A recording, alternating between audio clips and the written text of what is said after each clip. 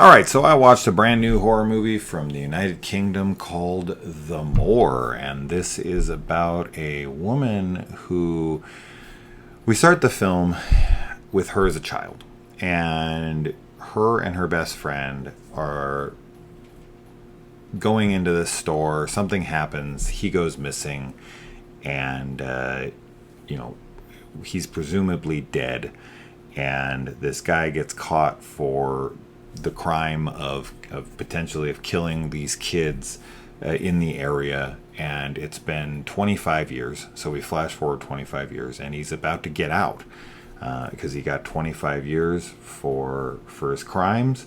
But the father of her best friend cannot let this go, and he wants to go out into the Moor, which is this basically like a swampland.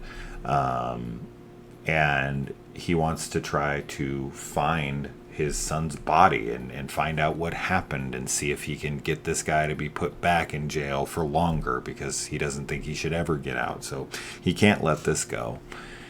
And so he goes about this in a particular way, where he hires a dowser and his daughter, who is like a self-proclaimed psychic, and he's using them to try to figure out where to look in the Moor, because the Moor is just this huge open wetland. It's just massive, right? And it's like impossible. It's like this freaking bog that's endless, right? And so they go out and into the Moor, and that's the film. Anyway, so man, this is another movie. It kind of reminds me a bit of like Handling the Undead, where this is a film I would love to give a second chance to, because I do think I'm going to like it more on the second watch. But, no pun intended, I just wanted more. That's kind of how I felt throughout. Like, it's a very, very slow film. It drags. This is the kind of film where, on first viewing, maybe I would change my opinion later on, because this seems to be like a critic's darling, but it's not resonating with users, us casual audiences, not critics as well. And I can see why. The movie is a slog for a lot of it. It is mostly drama. It is really sad. It is really slow, and we're dealing with like a lot of like grief and loss and blame and whatnot, mostly on themselves. Like, she blames herself because of what happens. She feels like it's her fault.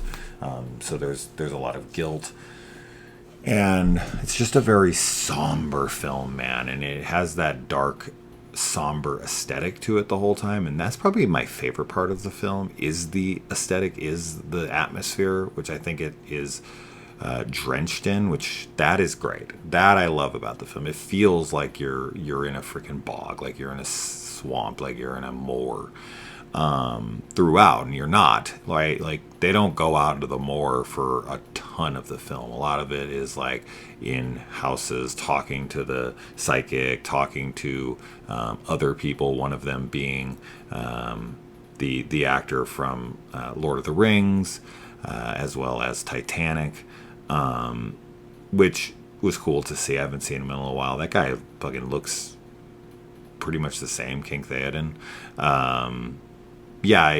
Anyway, so overall, I'm kind of like, I don't know where my feelings lie. I think there's some absolute eeriness to it, but also I don't feel like there's a whole ton of payoff.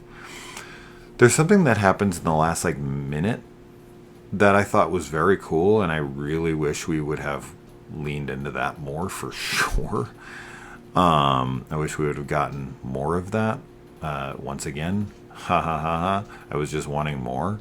But I know this is kind of the tone they're going for, almost like a Lake Mungo, but it's just too long. I think that's one of its biggest issues. At over 2 hours long, I just felt like with what the film actually is, you could have probably cut 30 minutes of this movie and made it the average 90-minute film. I just don't see the necessity for the length here, right? Like, I'm not opposed. I'm not so many reviews that I watch. One of my biggest pet peeves of all YouTube reviewers or reviewers in general is like almost every one of them, their review is always like, it could have been 10 minutes shorter. They could have cut 5 minutes. They're always fucking editors. All of a sudden, every fucking person online is an editor. And they're just like, you could trim out 5 minutes here. And then if you ask them where, they can't give you a fucking answer. They're like, well, I don't know, but you could have. Where? It just seems like such a blanket fucking review nowadays. Kind of just like you throw that word in there to sound like you know what you're talking about. I don't know. It just annoys me. Anybody else? I always get so annoyed. I hear it in every fucking review I watch, and I rarely say it. But here, to be a total fucking hypocrite now. But really, honestly, here, it does really feel like you could trim out a good amount of the dialogue, a good amount of repetitive scenes that happen here, the lengthy, lingering moments that go on for way too long, that kind of stuff. I just feel like you got a minute here, a couple minutes here. You could edit out at least 20 plus minutes of this film, and I think it would be better for it. But I do want to give it another shot, just like Handling the Undead, because I do think this is something that will elevate on a second watch. But it was just so fucking slow. And I wasn't connecting to it the way that I wanted to. And I feel like if I, take my phone, put it in the other room, sit down with my wife this time, and really just focus on the film and really immerse myself in it and just feel it. I think movies like this do so much better when you're in a theater, because theaters don't allow you to get distracted as much. Especially you paid, you went out, you drove out, you're sitting in a theater with a whole bunch of people. If you're respectful, if you're a good person, you don't get on your phone, you don't talk to other people, you can't really be distracted. So your primary focus is always on the film. And that's the case for me. I definitely always find that I pay better attention when I'm at the theater because I have no distractions around me. I don't have the ability to pause the film. I don't have the ability to rewind. I don't have the ability to, take a text message or a phone call and pause it. I don't have none of that stuff. So I'm very much invested because I know there's no do-overs, not until it's, on VOD later.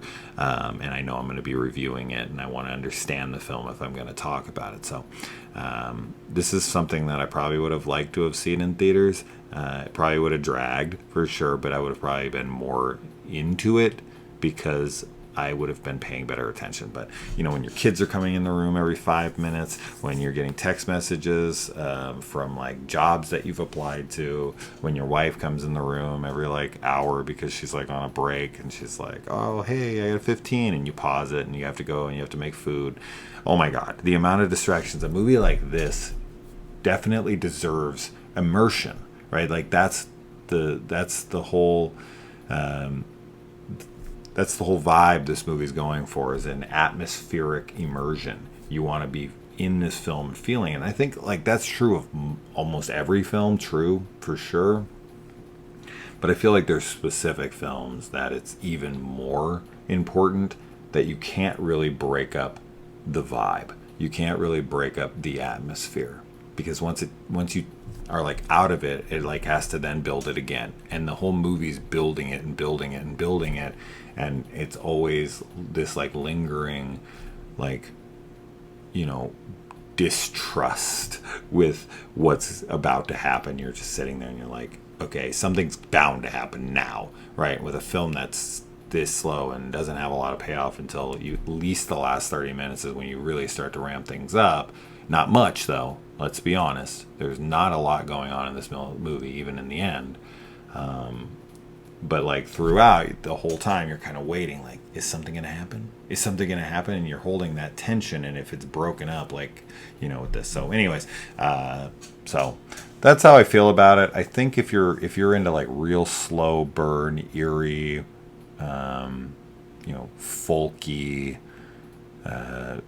type horror films set in these like foggy outdoors wide landscape shots held for a while to build like this atmosphere. This is definitely something worth checking out. Unfortunately, it is not available in the United States currently, so you might have to get a VPN or something like that to check it out on different sites.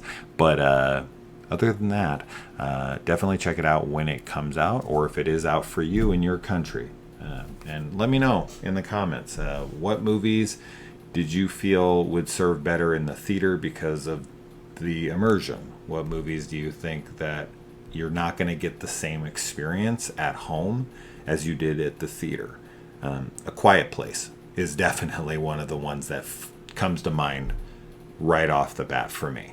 That's like theater. You got to be in the theater. It's the silence of around 100 people around you, and everyone's like walking on eggshells with like every movement that they do, every breath. No one wants to eat their popcorn. It's too loud, and it's like everyone's like breathing in sync, and it's like, what's gonna happen?